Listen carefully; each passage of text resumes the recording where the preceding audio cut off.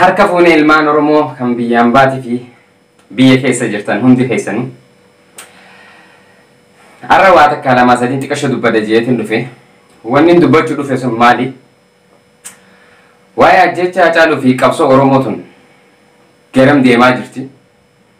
akka qaama walabaa ta'etti ani TPLF hin argine TPLF maallaqa naan kafan yookaan dhaabni fedheeoo dubbadhu jee wanni na kakaasee asana baasee asirra bee wanni dubbadhu akkaan dubbadhu kana godhe emotionally wooma na dhageeme quuqamaan ani saba kiyyaa qabu yookaan waan argeerra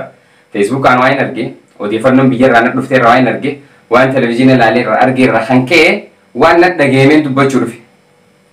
kana keessatti qaama paartii tokkootiin deeggara jeeti miti qaama paartii tokkoon deeggaru hundarraa bilisa maaliif ni beektanii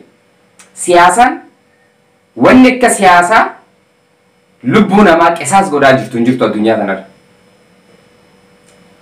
lubbuu namaa qaalii qacalee abdii fuulduraa waa meeqa karoorfate osoo bakka san hin gahin qarxam gooti siyaasaa dhugaan akkan isiniin jiru qabsoon Oromoo waggaa meeqa hanga ammaatti lubbuu qaalii wareega itti kafaltee as geesse bu'aa qabsoo kanaa xiqqoo bilisummaa argine walabummaan argine walabummaa hanga gonfannutti bilisummaa teenya hanga gonfannutti qabsoon itti fufti itti fufti qabsoon Oromoo hanga bu'aa yookaan mirga hiree fi murteeffannaatti ni fufti kana dhugaan jiru kaayyoo paartii tokko keessaa mirgi hiree ilmaan Oromoo fi murteeffannaa paartii tokkoof jiraachuu malee yookaanis kun kan paartii ABO'ti jechuudha kun mirgi hiree ofii murteeffannaa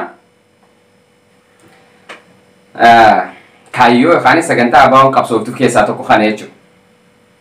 Anammoo dhugaan akkana jiruani akka Oromootti Oromoodhaaf waggaa meeqa qabsoon bu'aan isaa miti hanga ammaa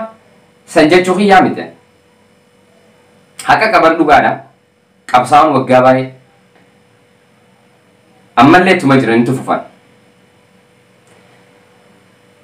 gad fageenyaa waa'ee kana bal'inaan haasa'uun hin barbaadu akka Oromootti qaama walabaa ta'ee wanni dubbachuu barbaadu waa'ee ilmaan Oromoo addunyaa tunguutuun dhagayaa jirtuu fi du'a biyya keessa deemaa jirtu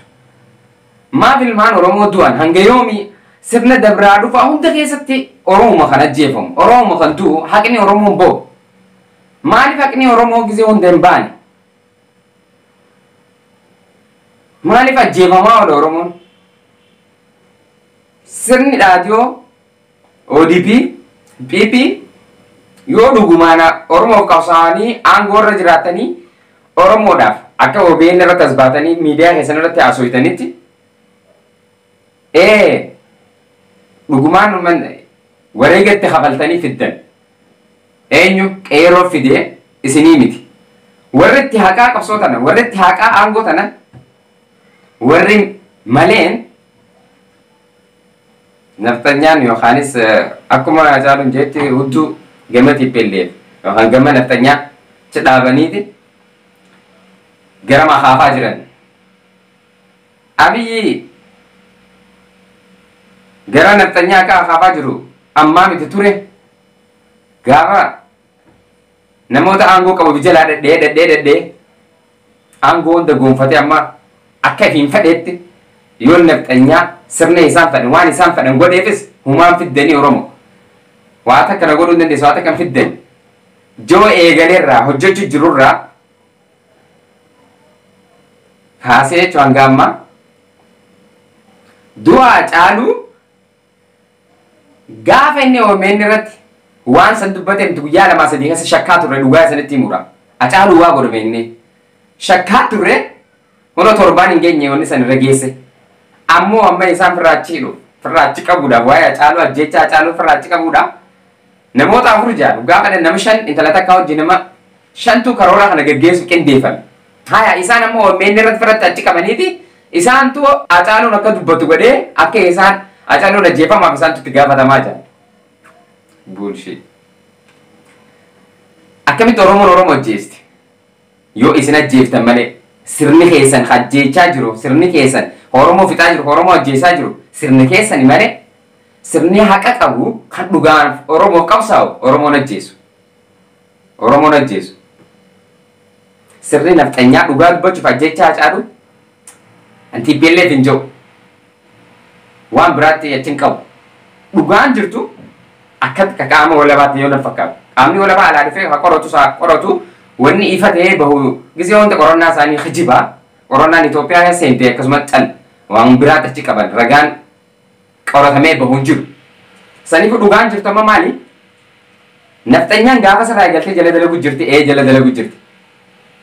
nafxanyaan eenyu Abiyyi jechuudha maaliif sirna nafxanyaa lalisa haa sirna nafxanyaatiin bulchu jira haa aadaawinnatii san fidu jira haa akka isaan fedhanii bulchu jira feer mee bu'aan inni Oromoodhaaf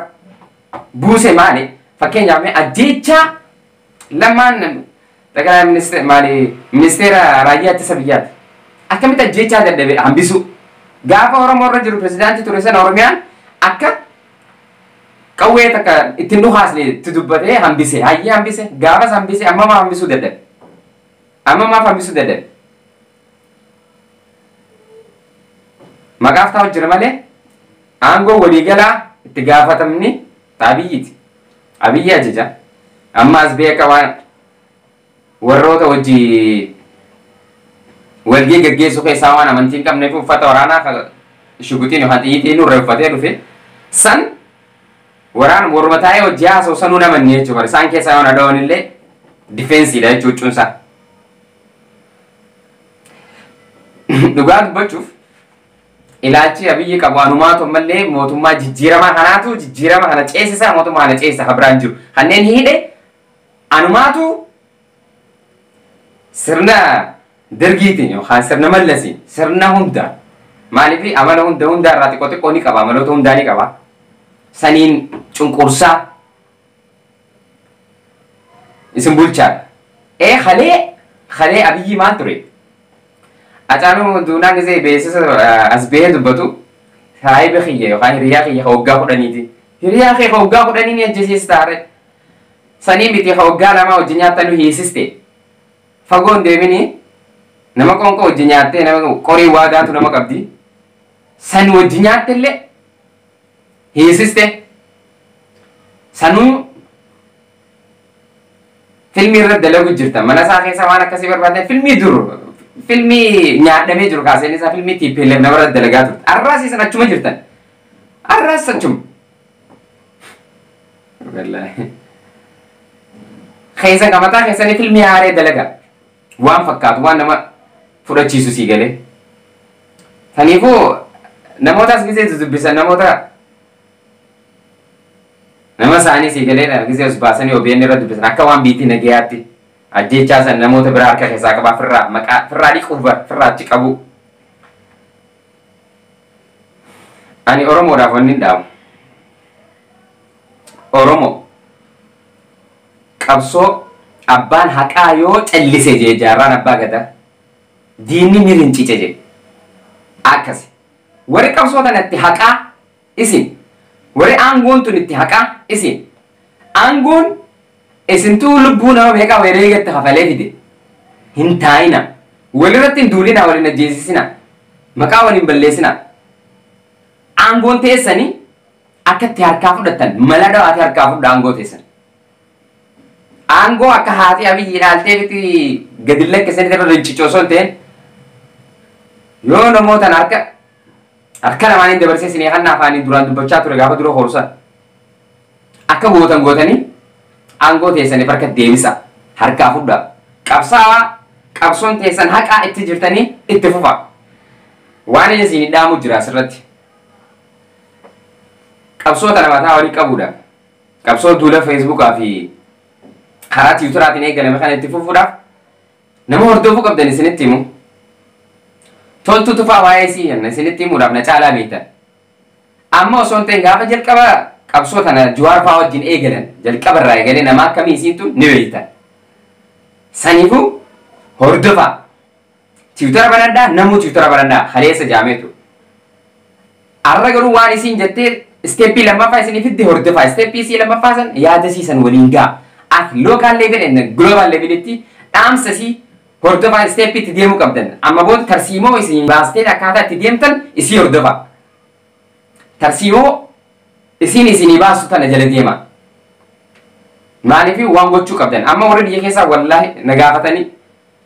mee maal godhuu qabna tarkaanfii itti aantu maali? Eenyu jala haa deemnu eenyu nu haa gorsu jedhan. Qeerroon akkas isiniin jechaa jirti. Akkas jechuun maali? Yoo itti heddummaate amma isaan konnekshinii jiru intarneetiin jiru namni odeeffannoo kennuuf hin jiru kan bilbilaan kan namuuf yookaan biyya keessa waan ta'aa jiru qofa warra gabaasu malee. Tarkaanfii itti aanu si gaafatan itti fufuu barbaadan akka itti barbaadan san itti fufuudhaaf odeeffannoo barbaadan.